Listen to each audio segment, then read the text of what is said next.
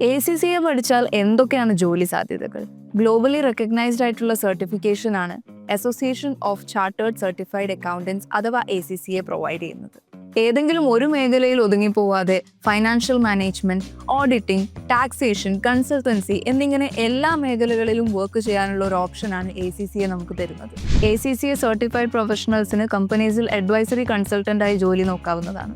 Deloitte, KPMG, PwC, EY എന്നിങ്ങനെ top MNCസിൽ നിങ്ങൾക്കും ഒരു അഡ്വൈസറി കൺസൾട്ടന്റായി വർക്ക് ചെയ്യാം. ടാക്സേഷൻ ആണ് അടുത്ത മേഖല.